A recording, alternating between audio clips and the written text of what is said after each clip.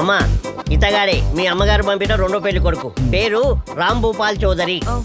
అంతా ఓకే అనుకుంటే ఫ్లైట్ రేపు నైటు.